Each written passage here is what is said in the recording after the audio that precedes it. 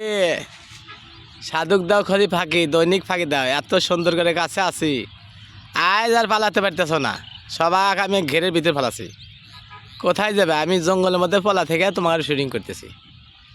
আর যাওয়ার জায়গাই নেই স্বয়ং সম্পূর্ণ শুটিং করব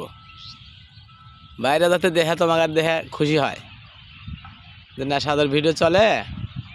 সাধুকে একটু লাইক দিয়ে দিই শেয়ার করে দিই কমেন্ট করে দিই